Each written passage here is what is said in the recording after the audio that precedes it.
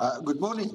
I'm Mo Ibrahim, and I'm moderating this session, which title is Disconnected from the Future, Bridging the Digital Divide for Universal Post-COVID Recovery.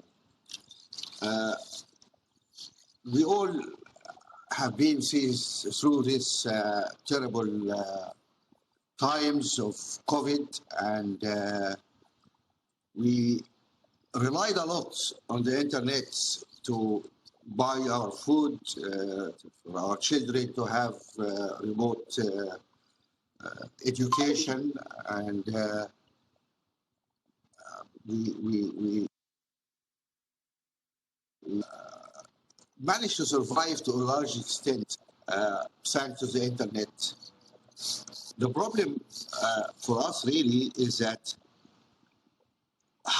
almost half the population, almost 4 billion people, are not connected. How those people managed during the pandemic, which is still around, by the way, and how we're going to cross that. The pandemic really shown us how big is the divide within our societies, and also between nations, rich and poor nations.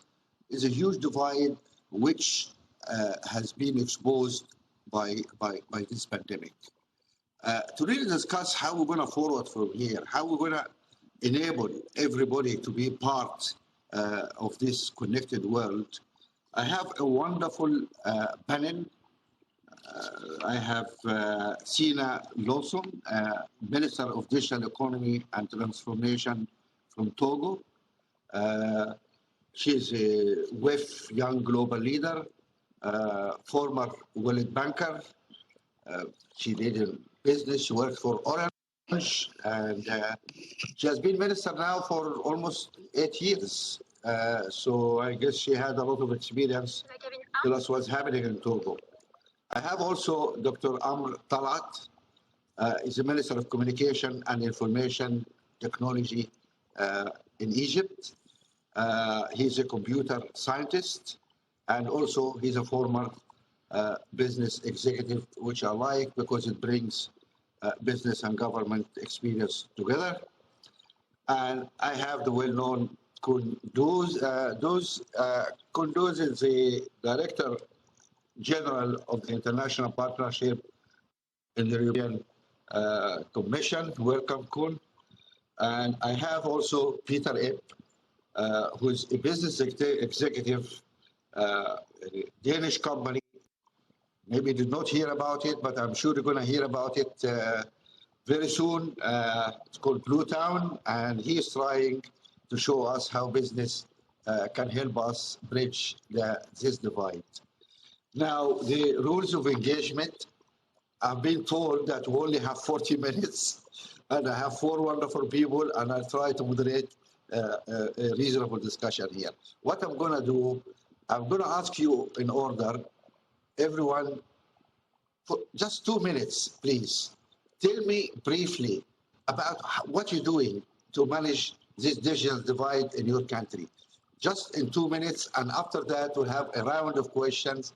And then, of course, we'd love it if you're going to question each other and challenge each other. Also, that's okay. And then we'll have questions from the audience. Right. Sina, I'll start with you. Tell me what you're doing in Togo. Good morning, everyone. Thank you. Can you unmute? Please unmute yourself. I cannot hear you.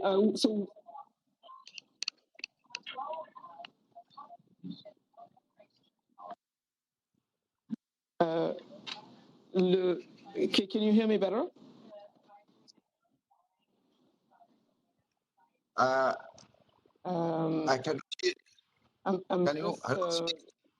Yes, we hear you now. Go ahead. Okay, so good morning, everyone. Thank you for having me here. So what we've been doing in Togo, we worked on many fronts. Number one, on the to improve connectivity, we have 62% of internet penetration in Togo, and obviously our objective is to reach 100%, or actually 95% by 2025.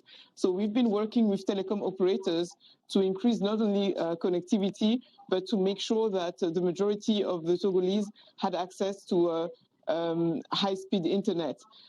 We also have a plan to deploy fiber on power lines, so that again we have 550,000 households, and our goal is that by 2030 these households have access to a very high-speed internet, fiber networks through power lines. And so that's the project that we called a convergence between digital and electricity. So we've been working on the infrastructure front, but we also been developing solutions that leverage that don't require internet to function. So we are trying to do two things. We're trying to respond to issues when they come, taking into account the reality of our infrastructure solutions, while at the same time making sure that the investments are made to increase penetration in the country. Thank you very much, and you are perfect, Sina. 2 minutes exactly. Thank you very much. Now I'll go to Dr. Amr Talat. Amr, Egypt has also making big strides in IT in general and telecom. It comes fifth in our index for African governance, and it's wonderful. Can you tell us what you are up to, what you're doing there? Thank you, Muhammad, for inviting me for this great and important session. Indeed, the pandemic has changed not only the way we work, but also the way we socialize, the way we communicate with each other, the way we access news, even the way we receive medical service has all been digitalized since the outburst of the pandemic. Luckily, in Egypt, we've started in 2019 a major program to enhance our digital infrastructure. This program costed us $2 billion, and we executed it throughout 1 year in 2019. This was a leapfrog for Egypt in terms of digital infrastructure, in terms of fixed broadband, as well as mobile services. This project enabled us to absorb the loads on the digital infrastructure that has doubled with the outburst of the pandemic. Back to your point about the challenges that the pandemic imposed, I believe the infrastructure is the easy part of it. The more difficult part when we address digital divide is the ICT skills that we all need to build in our African countries. And this is an area that we need to focus on, not only for ICT professionals, that we need to enhance their skills, make sure that they can compete effectively in the labor market, but also non-ICT professionals who, due to the pandemic, and I firmly believe this will continue even after the pandemic is over, everybody now relies on digital means, as I said, for different facets in life. And hence, we have a responsibility as an ICT community to enable everybody to exploit ICT effectively in their work, in their life, in order to be able to, as I said, compete effectively in various aspects of the market. I don't know, I want to exceed my 2 minutes, so I'll stop here, and then I'm sure there'll be further opportunity for elaboration. Thank you very much, Amr. Wonderful. And yes, you are bang on time. And now I go to Kunduz, and you have a lot of initiatives really to help moving this forward, especially in Africa. Can you tell us something about that? Yes, and thanks a lot, Mo, for being here with you and with all the other speakers. Really a pleasure. I mean, I think for us, as you said, we are just trying to be helpful, with funding, trying to be helpful with expertise. And I think, as the two ministers and yourself have said, there are a number of issues to be looked at. First of all, there's, of course, the whole connectivity infrastructure issue, which is basically, broadly speaking, a market-driven field. But clearly we see how there is market failure, how there are underdeserved areas. And there we try to come in with our instruments, bringing together public sector, private sector, and so on, and see how, through the mobilization of means, guarantees, together with our development finance institutions, we can make sure that, starting from a good understanding of what the market failures are and what potential responses are, we can intervene there. But as the Egyptian minister has said, it's not just about infrastructure. It's also about skills for entrepreneurship, but also skills for many people. I mean, one of the typical examples of the digital divide is not just a split between least developed countries and middle-income countries, or within countries between rural areas and urban areas, but also a very big gender gap, which in turn is linked to education for women and girls and so on. And so mobilizing in support of our partners on skills is a second strand. And I would want to add a third one, which is that ultimately, in the long term, I mean, in the short term, but certainly in the long term, the capacity for companies and for private citizens to trust that the digital respects their safety, security, and privacy is essential as well. And so there's a whole regulatory environment that we are working on as well. We are doing that at national level with individual countries through digital packages. We are doing that in the case of Africa also at continental level with the African Union and ITU through a number of programs. The most important one, I would say, is notably PRIDA, and that works on precisely the policy and regulation initiative for digital Africa. I'll stop there.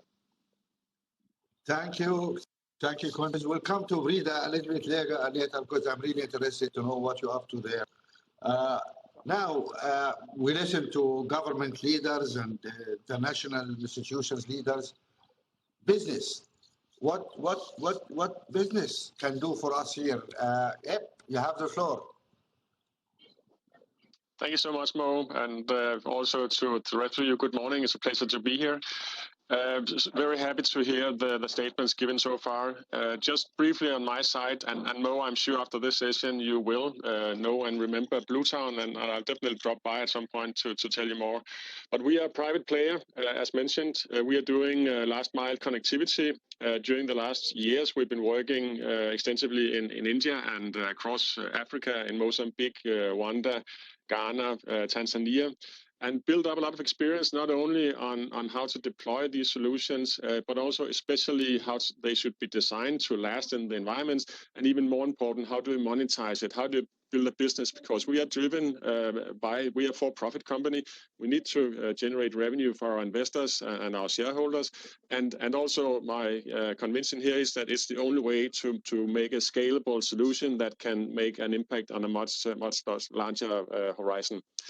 So at the moment, I think we have a good example. We've been experiencing the COVID challenges firsthand due to our close engagement in the rural societies across Africa. And it's also been a big help for us because a lot of people and a lot of stakeholders have realized the importance of connectivity in the rural areas, which has been a topic for many years, but we haven't really seen the engagement level being as high as it is right now. Our conviction from past experiences that there's no way we can solve this alone, especially when we go to the poorest areas. We need to team up and create the multi-stakeholder partnerships that are so popular to be discussed right now. On our side, we're currently engaged, as an example, in Ghana. We're working closely with Microsoft. We're working with USAID. We're working with CARE, Planned Parenthood, Hunger Project. And the project we are engaged in now with the Ghana government is to say, guys, we want to connect 1,000 communities in the rural parts of Ghana. We want to focus on connecting schools and health clinics, and then we will, as Bluetown, we will also combine a connectivity project for the rest of the community at the same time. And via this concept, actually connecting something like 2.5 million people to the internet that are currently underserved.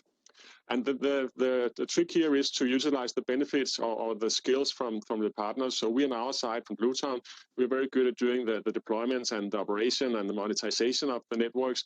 But we need competences and partners that can help us on the ICT skill development, which the NGOs are very good at. We need the government backing on the funding side for connecting the schools and the health clinics. And then we need the private players to continue to develop on the technology and the infrastructure deployments. So that is our approach to the market, and we're looking very much forward to take the next steps in Ghana, because we believe the project we're running there is a model that can be scaled immensely once we've proven that it works. Thanks, Yep. And I'll come back to you again with a few questions, because I'm interested in what you're doing. I have some questions now for my wonderful panel, and I also would ask all the people joining us in this conversation to post any questions they wish, which I can see right here. My first question really is to Sina. Sina, I heard that you have an interesting application called Novesi, which is a digital payment program to reach your people. Can you just tell us about this program a little bit, because maybe that can help others to really replicate what you have done? Yes, thank you, Mo. When the pandemic hit, one major concern that we had in Togo was how to support the most vulnerable people during this period of time, and especially because we took mobility restriction measures like the rest of the world, and you do know that in our countries, the informal sector is the greatest number of workers work in the informal sector. So we felt very strongly that we needed to support them by transferring cash to them. But like we mentioned previously, not everybody has access to the internet. So we developed a USSD solution, which is a short code that does not require people to have smartphone or to have internet access. So you just needed to register using this short code on your basic phone, and we were able to distribute $34 million to 920,000 Togolese, which is more than 25% of all Togolese adults during, the state of health emergency were able to receive financial support, using this, low-tech solution.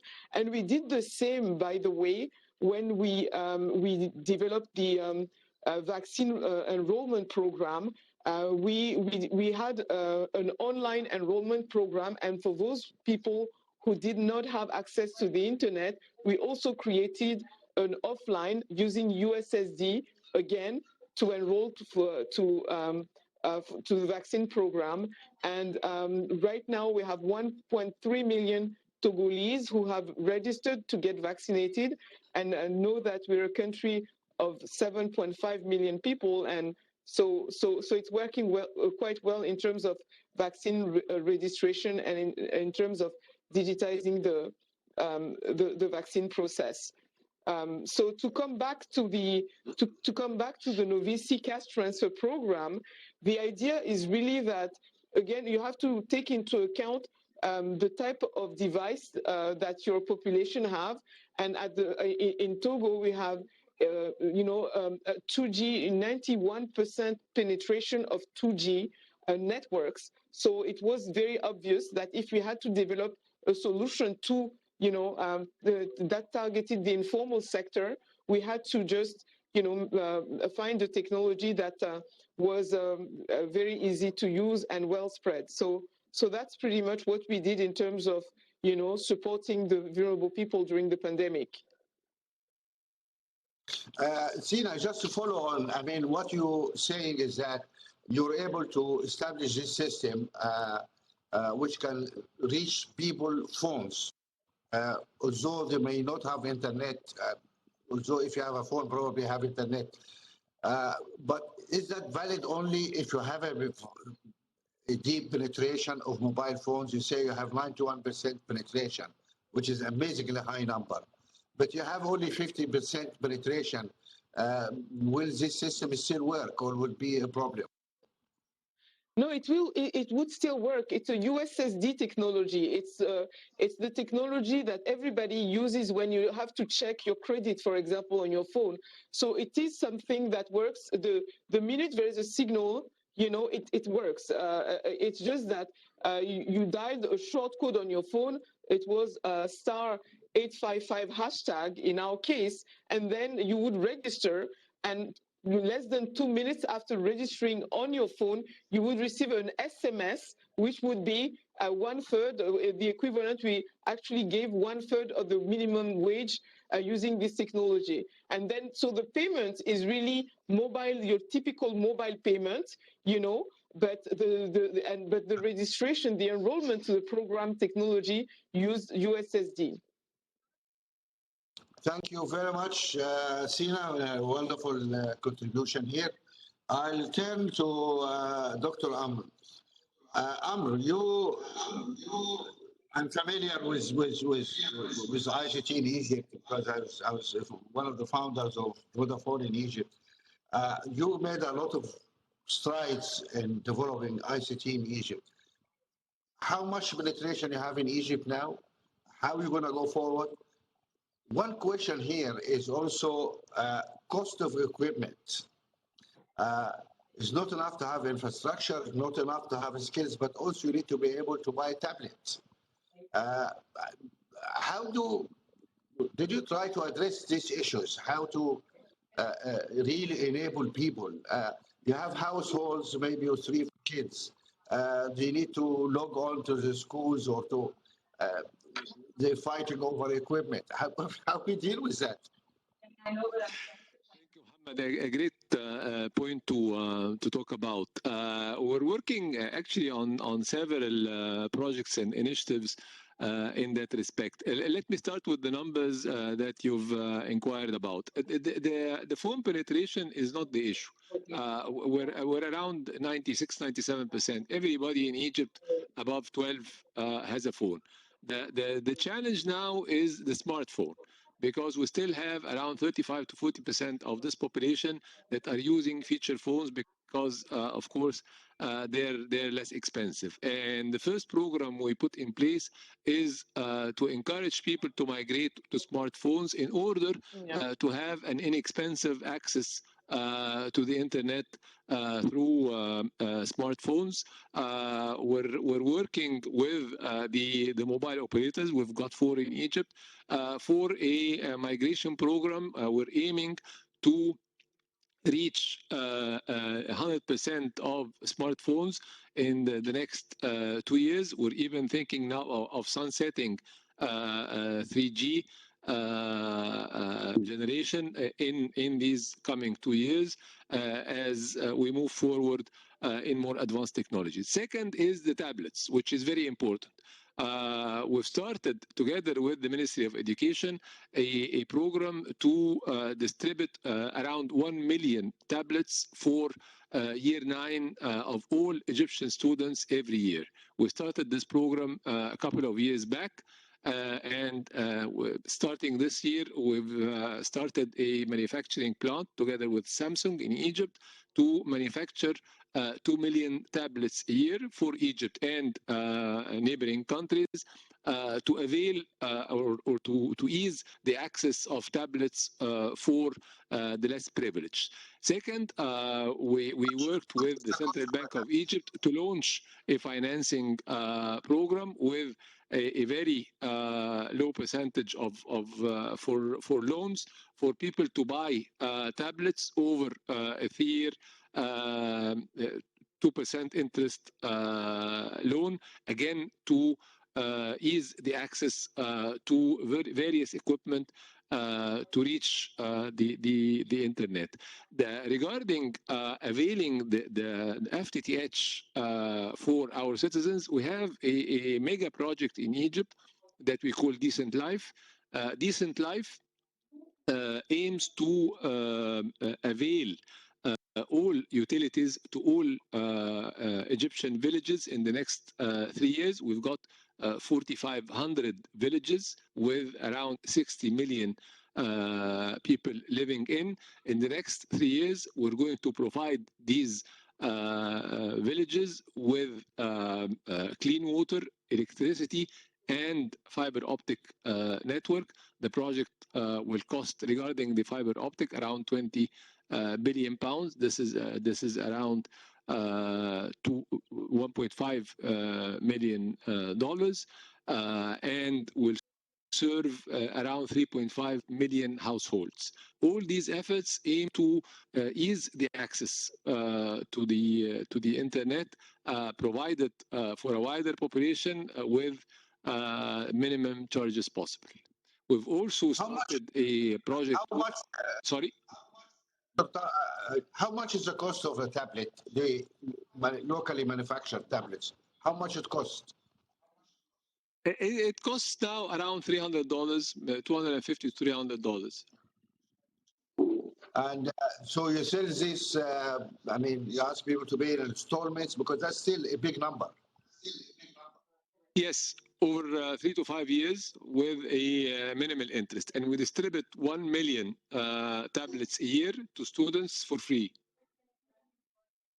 For free? Yes. Do you have means test? I mean, you give it to every kid or give it to the poor kids, or how you distribute this? Because you have like 30, 40 million kids. How are you going to choose the million kids you give it to? No, we give it to year 9 every year. Students moving to year 9 receive a tablet for free. Okay. And they use this tablet to study and to access exams throughout their secondary education. And of course, they own the tablet for good. That's wonderful. That's really wonderful. Thank you. Thank you very much, Amr. Kunduz, I hear about a project called Brida. You're working with the African Union and the ITU. Can you tell us about this Brida program and why you call it Brida? Yes, obviously, Mo, and I just want to pick up on what the two ministers have said, because I think the point that Sina made on Ovisi is still a very important one, because in Africa, still 9 out of 10 payments flow through USSD.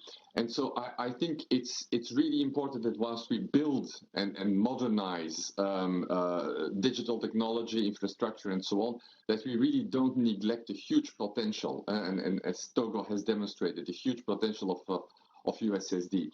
But on PRIDA, basically our starting point, as I've said, is to work with individual countries through these digital packages. But at the same time, we know that in the African Union, there is a real continental integration drive. I mean, there's the African Continental Free Trade Agreement and so on. The African Union has also its digital transformation strategy, which we support. And as part of that, there is work on policy and regulation. And we've captured that in a joint initiative with the African Union Commission and with ITU, which is called PRIDA. So it's the acronym for Policy and Regulation Initiative for Digital Africa, hence PRIDA. And we're basically looking at three big issues. First of all, we're working at ensuring a harmonized spectrum utilization across the continent. So it's really of a continental scale. How do you set up a system that allows you for an efficient and harmonized use of the spectrum? Not an easy thing, but absolutely crucial. The second element we're looking at is how we can harmonize or support the African Union in its drive to harmonize telecoms policy, legal and regulatory frameworks. if all countries individually do something different, then it will not gel, will not reach scale at the continental level as it should have. So that's a second strand of work. And the third strand of work we do is to enhance the different stakeholders in the African Union to make sure that they can also actively participate in the whole debate about internet governance, both at the African level and at the global debate that is going on. So these are the three main strands on which we work with the African Union and with the ITU. Thank you, Kunduz, and I may come back to you with some questions about, I know you are doing a lot of work in Africa, and I take interest in that. But before that, I would like to really go to our business people here. Eb, you trying now to do something through your company here to facilitate communications and access to rural community, which has been always a problem, how to reach rural communities in an affordable and cost-effective manner. Tell us why you think you can do that. Yeah, basically, we built up this experience, as mentioned, over the last 7 or 8 years, where we've been working in multiple countries. And the lessons learned is that if you go to the poorest communities in Africa, then you cannot drive a sound business no matter how low you go on the cost of the equipment, because there's simply the cash flow is just too low for making a sustainable business. But what you can do is to introduce connectivity via partnerships where you get subsidized revenue streams, for instance, from NGOs, etc. And then you're going to see that within a period of a few years, you will actually create growth in the local society. You will increase the income level for the people living in these rural areas, and you'll slowly start to see an improvement of life quality in these areas.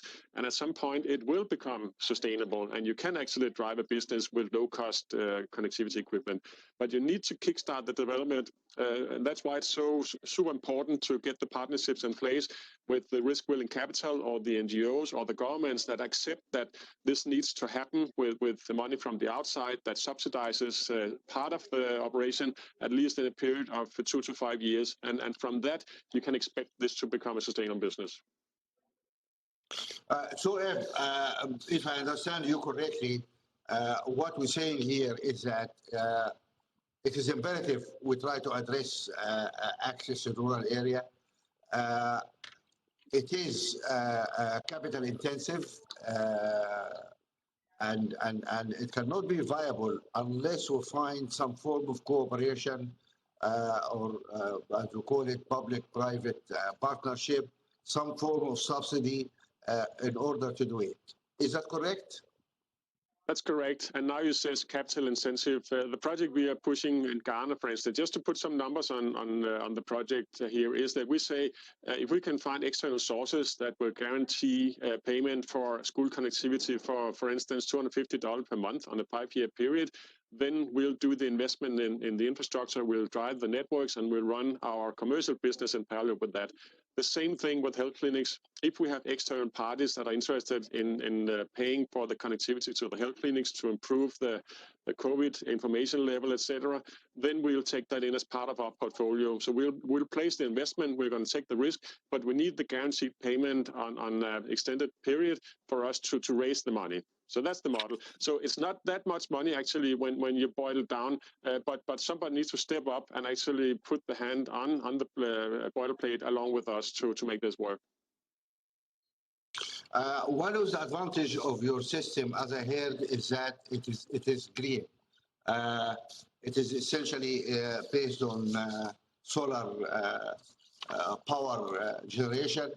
And that must be attractive when people are talking about the move to a green world. Is that correct? That's correct. For instance, the figures from India for the last 5 years is that the main pollution source in India is the diesel generators that is feeding the GSM towers. So it's a significant contributor to the global climate crisis we have, where we are 100% based on solar power and pushing our low power solutions with that energy source. Okay, I think that's interesting because the world has been grappling for a long time with how to really serve rural communities, and that's very important for us in Africa, where our people is largely dispersed across vast spaces.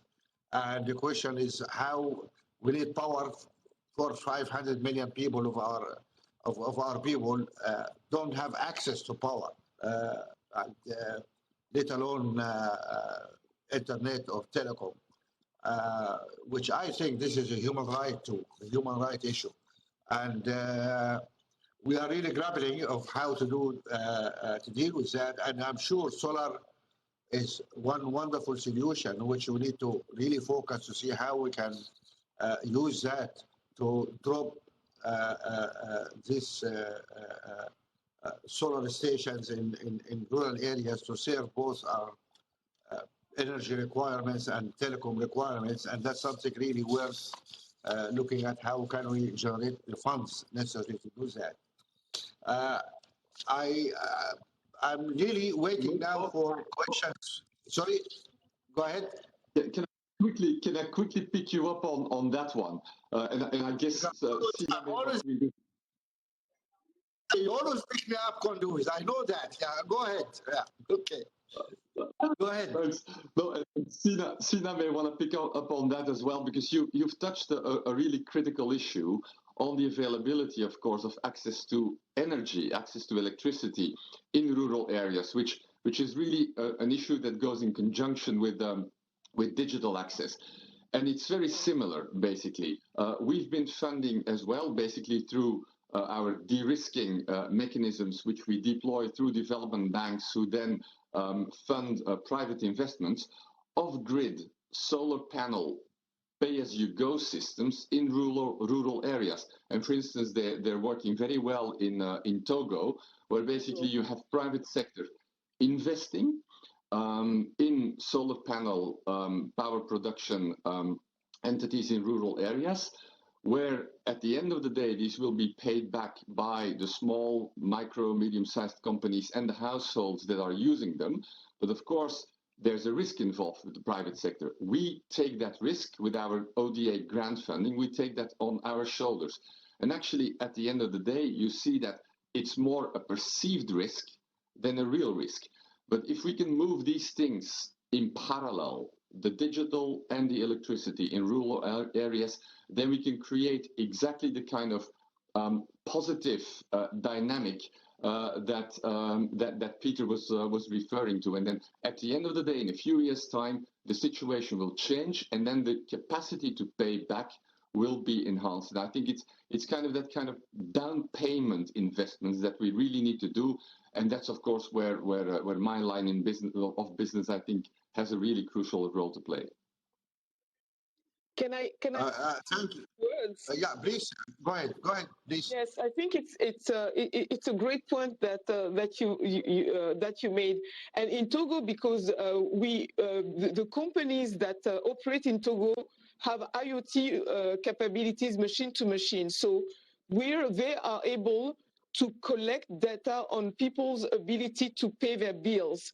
And what we did during the pandemic was that we were able to support, filling the gap, I would say, people's financially, helping them to pay for their bills, just because we were able to have precisely how much they needed, and we gave out $4 per month to support these categories of the population. So again, not only it is a model that uses pay-as-you-go models, but it also uses machine learning to collect data that can then be used to improve policies. Thank you very much. We don't have a question from the audience yet, either because they are totally bored or because it is so clear what you have said. You don't need to ask questions. So Mo, if there is no question from the audience, can I also say something that when we talk about, it's true that when we talk about connectivity, it's always linked to access to power and electricity. So I think that it is very important as a continent to take the decision that whenever and wherever we lay down, we deploy power lines, we should always deploy at the same time fiber optic networks. So I think that the current situation is also an opportunity to really take decisions in terms of what we do to improve access to infrastructure, basic infrastructure on the continent, and again, converging electricity and digital. Thank you very much. I think that is a very valid point. And where we are now, we accept really that we cannot just talk about IT and communication without talking also about energy, because they need each other, and how to really piggyback on whatever projects we do. And we think cost and how to alleviate that cost. I hear Kunduz talking about support for business building solar and renewable energy in Africa.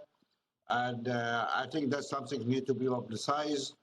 Kunduz, you have to put out a phone number so businessmen can call you and say, I'm doing this, can you help me? Now, I have 2 minutes left, and I just offer it for my distinguished panelists. If you want to add any statements before I close the session.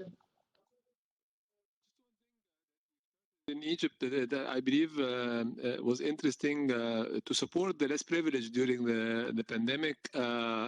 We decided to distribute some money every month, but we coupled this with opening an account in the postal organization. This was a leapfrog in financial inclusion, because we had 4.5 million Egyptians opening bank accounts to receive this small but important amount of money for them. This helped in distributing further financial support to the less privileged in a digitized manner after they opened these accounts. So it was extremely important in coupling the financial assistance with the financial inclusion. Thank you, Amr. You had the last word, and I really wish to thank my wonderful panelists. Thanks, Sina. Thank Kunduz. Thanks, Eb. And thanks, Amr. Thank you very much, and we see you soon, hope. Bye-bye. Thank you very much. Have a great day. Thank you. Bye. Bye, Mo.